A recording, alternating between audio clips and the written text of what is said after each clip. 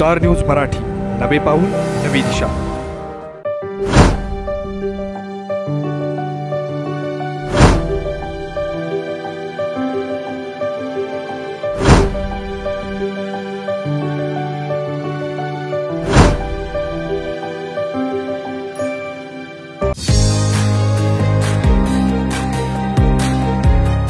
प्रवेश सुरू.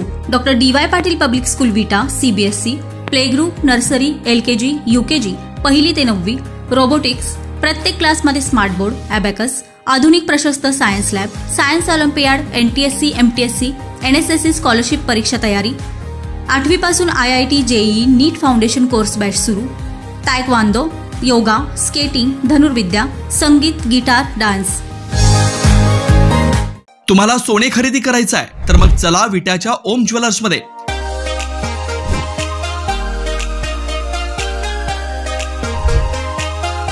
विट्यातील प्रथम सोन्याचे 100% BIS 916 hallmark jewellery showroom. HUID प्रमाणित सर्व दागिने ग्राहकांसाठी सुवर्ण संच योजनाही सुरू. तर मग एक वेळ अवश्य भेट द्या. आमचा पत्ता ओम ज्वेलर्स, सराफपेठ, बँक ऑफ महाराष्ट्र समोर विटा. श्री भगवान ढमाले गार्डीकर, डॉक्टर विशाल शिंदे मोराळे. आपल्या सर्वांना माहिती आहे, या वर्षी 14 जानेवारी 2025 ला पानिपतच्या शौर्यभूमीवर इतिहासात प्रथमच महाराष्ट्राचे आदरणीय मुख्यमंत्री देवेंद्र फडणवीस जी आले होते. 14 जानेवारी 1761 ला पानिपतचं तिसरं युद्ध झालं. हे युद्ध मराठे आणि अहमदशाह अब्दाली यांच्यामध्ये झालं. या युद्धाला 264 वर्ष पूर्ण झाली, म्हणून दरवर्षी आम्ही 14 जानेवारीला इथं शौर्य दिवस साजरा करतो. या कार्यक्रमाला देवेंद्र फडणवीस यांनी हे स्मारक महाराष्ट्र शासन डेव्हलप करेल आणि यासाठी लागणारी जी जमीन आहे, अतिरिक्त जमीन, तेही महाराष्ट्र शासन खरेदी करेल असा शब्द दिला होता. आणि महाराष्ट्र सरकारच्या आर्थिक बजेटमध्ये याच्यासाठी तरतूद ही केली आणि तो त्यांनी शब्दही पाळला. त्यासाठी आता जे स्मारक आहे ते 7 एकर मध्ये आहे आणि जे नवीन स्मारकाला जे डेव्हलप करण्यासाठी आजूबाजूच्या परिसरातली 16.5 एकर जमीन ही संपादन करायची होती. त्यासाठी त्यांनी शब्द दिला होता. यासाठी संदर्भात 2 मीटिंग ही मुंबईमध्ये झाल्या. त्यासाठी सांस्कृतिक मंत्री, पर्यटन मंत्री जयकुमार रावळजी जे समन्वयक आहेत हे उपस्थित होते आणि शौर्य स्मारक ट्रस्ट कडून मीही त्याचा प्रतिनिधी म्हणून गेलेलो होतो. त्यावेळी ठरलेलं होतं की ह्या स्मारकाची पाहणी करण्याची. त्यासाठी काल सकाळी महाराष्ट्र सरकारचे मुख्यमंत्र्यांचे अतिरिक्त मुख्य सचिव आणि त्यांच्याकडेच सांस्कृतिक कार्य विभागाचा अतिरिक्त सचिव असणारे विकास खारगेजी, पानिपतचे DC वीरेंद्र दहियाजी, पानिपतचे अतिरिक्त DC डॉक्टर पंकज यादवजी, तसेच ज्या खात्याने या जमिनीचा सर्व व्यवहार केलाय ते इन्फॉर्मेशन आणि लँग्वेजचे डायरेक्टर SR सागवाजी, तसेच महाराष्ट्र पर्यटन विकास महामंडळाचे अधीक्षक शैलेंद्र बोरसेजी, महाराष्ट्र पुरातन विभागाचे director doctor Tejas Gargeji, Maharashtra information सेंटरचे काही अधिकारी, हरियाणा पुरातत्व विभाग चंदीगड डिव्हिजनचे काही अधिकारी, पानिपतचे तहसीलदार, BDO, बाकी सर्व अधिकारी, शौर्य स्मारक ट्रस्टचे पदाधिकारी आणि हे जे स्मारक होणार आहे, ज्या ग्रामपंचायतच्या हद्दीमध्ये होणार ते उगराखेडी गाव आहे, त्या उगराखेडीचे सरपंच आणि सर्व ग्रामस्थ या मीटिंगला उपस्थित होते.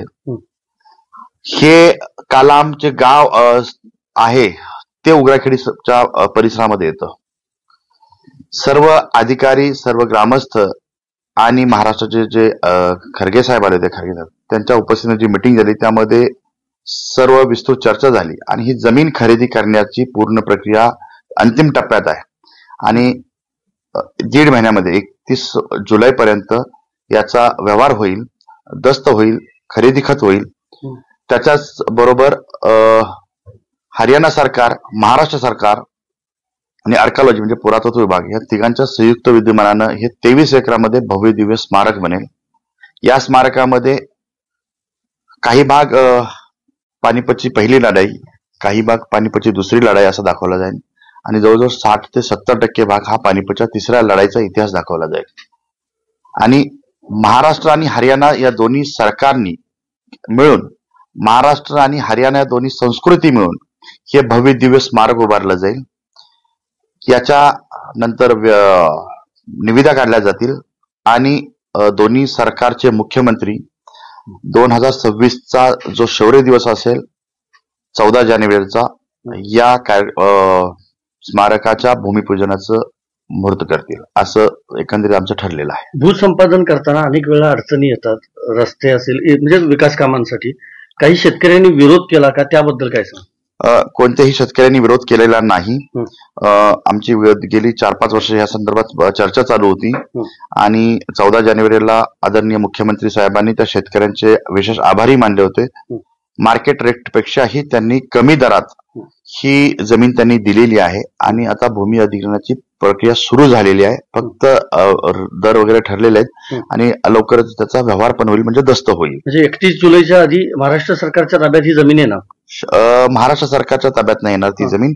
हरियाणा सरकारचं इन्फॉर्मेशन आणि लँग्वेज जे एक विभाग आहे त्या विभागामार्फत हा व्यवहार केला जाईल आणि आर्किओलॉजी म्हणजे पुरातत्व विभाग, भारत सरकार, हरियाणा सरकार आणि महाराष्ट्र सरकार संयुक्त तिघांच्या एकत्रीकरणाने हा होणारा प्रोजेक्ट असेल. प्रत्यक्ष कामाला कधी सुरुवात होऊ शकते? सर्वसाधारणपणे मी तुम्हाला सांगितलं की आमची पूर्ण तयारी की 14 जानेवारी 2026च्या शौर्य दिवसा दिवशी महाराष्ट्र राज्याचे आदरणीय मुख्यमंत्री देवेंद्र फडणवीसजी आणि हरियाणा राज्याचे मुख्यमंत्री आदरणीय नायबसिंग सैनी साहेब हे दोघे येऊन भूमिपूजनाचा कार्यक्रम करतील. ओके. म्हणजे दस्त बरोबर 31 जुलैपर्यंत त्याच्या अगोदरच होणार, बरोबर का मॅडम? तुम्ही होता का? तिथले फोटो आहेत का? Okay okay. तुम्ही ग्रुपवर निघालात का? आपण 31 जुलैची लास्ट डेट घेतली. 3 आठवड्यात म्हणजे सांगताना कालच्या मीटिंग 16 एकर जमीन खरेदी करायचं ठरलंय ना? 16.5 एकर आहे पण आपण 16 एकर म्हणतो. हा ठीक आहे, तो शब्द काही हे नाही. आपल्या परिसरातील लेटेस्ट बातम्या पाहण्यासाठी स्टार न्यूज मराठी YouTube चॅनलला आत्ताच सबस्क्राईब करा.